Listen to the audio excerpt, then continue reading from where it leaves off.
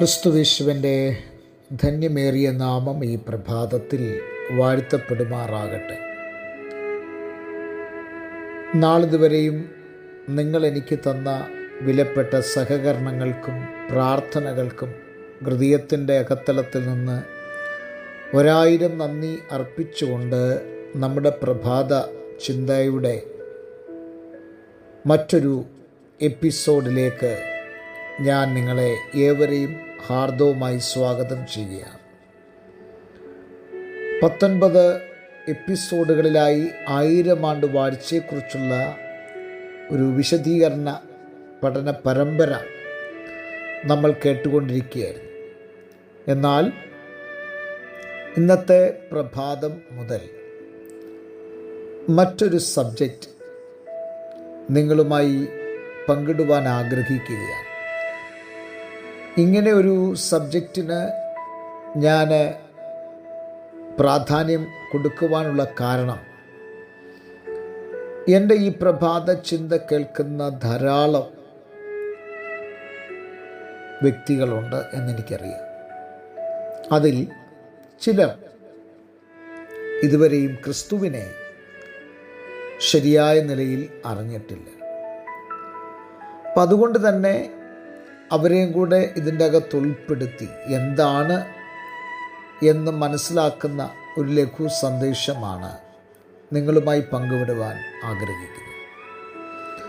അതുകൊണ്ട് ഓരോ പ്രഭാതത്തിലും ഞാൻ ചെയ്യുന്ന ഈ സന്ദേശങ്ങൾ അനേകർക്ക്, ആയിരങ്ങൾക്ക് വലിയ ആശ്വാസമായി തീരട്ടെ എന്ന് ഞാൻ പ്രാർത്ഥിക്കുകയാണ്. ഇന്നു മുതൽ ആരംഭിക്കുന്ന നമ്മുടെ പ്രഭാത ചിന്തയുടെ ഹെഡിങ് യേശു ആരാണ് എന്നുള്ളതാണ്. Who is Christ? യേശുക്രിസ്തുവിൻ്റെ ജീവചരിത്രം നമ്മൾ പരിശോധിച്ചാൽ അത് മനസ്സിലാക്കണമെങ്കിൽ പുതിയ നിയമത്തിലെ 4 പ്രധാനപ്പെട്ട സുവിശേഷ പുസ്തകങ്ങൾ നമുക്ക് പഠിക്കേണ്ടിയിരിക്കുന്നു. ഈ ഓരോ പുസ്തകങ്ങളിൽ കൂടെയും വ്യത്യസ്തമായ ആശയങ്ങൾ, വ്യത്യസ്തമായ തലങ്ങൾ നമുക്ക് കാണുവാൻ കഴിയുന്നതാണ്. പ്രത്യേകിച്ചും 4 സുവിശേഷ പുസ്തകങ്ങൾ, മത്തായി, മർക്കോസ്, ലൂക്കോസ്, യോഹന്നാൻ, ഈ 4 പുസ്തകങ്ങൾ യേശുക്രിസ്തുവിൻ്റെ ചതുർമുഖത്തെ അല്ലെങ്കിൽ 4 വിധത്തിലുള്ള കാര്യങ്ങളാണ് അവർ മുൻപോട്ട് വെക്കുന്നത്.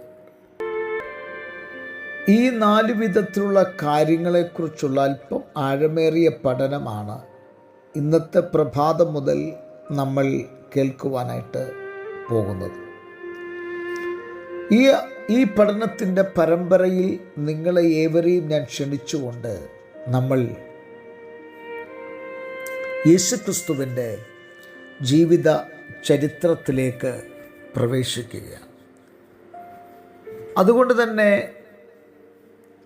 ഒന്നാമത്തെ പുസ്തകമായ മത്തായി സുവിശേഷം മുതൽ നമുക്ക് യേശുക്രിസ്തുവിൻ്റെ ജീവിത ചരിത്രത്തിലെ താളുകളിലേക്ക് പ്രവേശിക്കാം. ഒന്നുകൂടെ ആവർത്തിച്ച് പറയാം, ഇതൊരു പുസ്തക പഠന പരമ്പരയല്ല. മത്തായി, മർക്കോസ്, ലൂക്കോസ്, യോഹന്നാൻ ഇങ്ങനെയുള്ള പുസ്തകങ്ങളെക്കുറിച്ചുള്ള പഠനമല്ല. അതുകൊണ്ട് പുസ്തകങ്ങളെക്കുറിച്ചുള്ള ചരിത്രങ്ങളോ അവയെക്കുറിച്ചുള്ള രേഖകളോ പറയാൻ ആഗ്രഹിക്കുന്നില്ല. എന്നാൽ ഈ 4 പുസ്തകങ്ങളിൽ യേശുക്രിസ്തു ആരാണ്, എങ്ങനെയാണ്, എന്താണ് എന്നൊക്കെയാണ് നമ്മൾ വിചിന്തനം ചെയ്യുവാനായിട്ട് ആഗ്രഹിക്കുന്നത്. പുതിയ നിയമത്തിലെ ആദ്യത്തെ പുസ്തകമായ മത്തായി സുവിശേഷം യേശുക്രിസ്തുവിനെ എങ്ങനെയാണ് ചിത്രീകരിച്ചിരിക്കുന്നത്? യേശുക്രിസ്തുവിനെ ചിത്രീകരിച്ചിരിക്കുന്നത് സിംഹത്തോടാണ്, അഥവാ രാജാവ് എന്ന പദവിയോടാണ് മത്തായി യേശുക്രിസ്തുവിനെ ചിത്രീകരിച്ചിരിക്കുന്നത്. എന്തുകൊണ്ടാണ് യേശു ക്രിസ്തുവിനെ രാജാവായിട്ട് ഇവിടെ മത്തായി ചിത്രീകരിക്കാൻ കാരണം? നമുക്കറിയാം, യേശു ക്രിസ്തു രാജാവ് എന്ന് പറയുന്ന പദം പുതിയ നിയമത്തിൽ ആദ്യം രേഖപ്പെടുത്തിയിരിക്കുന്നത് മത്തായിയുടെ സുവിശേഷത്തിലാണ്. 2-ാം അധ്യായത്തിലേക്ക് നാം വരുമ്പോൾ അവിടെ രേഖപ്പെടുത്തുന്നത് വിദ്വാൻമാർ വന്നിട്ട് ഹെരോദാവിനോട് ചോദിക്കുന്ന ഒരു ചോദ്യം, യഹൂദന്മാരുടെ രാജാവായി പിറന്നവൻ എവിടെ എന്നാണ്. ഇപ്പം യഹൂദന്മാരുടെ രാജാവായി പിറന്നവനാണ് നമ്മുടെ കർത്താവായ യേശു ക്രിസ്തു. ഇനി ഈ രാജാവിൻ്റെ ഒരു പ്രത്യേകത എന്താണ്? ഈ രാജാവിൻ്റെ പ്രത്യേകത ജനിച്ചപ്പോൾ തന്നെ രാജാവായി പിറന്നവനാണ്. ഇവിടുത്തെ ആർഷഭാരതം ഉൾപ്പെടെയുള്ള, ഇനി ലോക രാജ്യങ്ങൾ ഉൾപ്പെടെയുള്ള സകല രാജ്യങ്ങളിലും ഒരു കാലഘട്ടത്തിൽ രാജഭരണം നിലനിന്നിരുന്നു.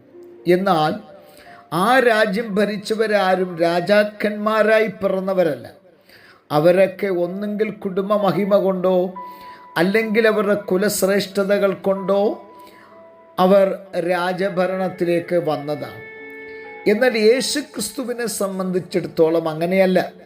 യേശു ക്രിസ്തു തൻ്റെ ജനനത്തിങ്കൽ രാജാവായിരുന്നു എന്ന് വേദപുസ്തകം നമ്മെ പഠിപ്പിക്കുന്നു.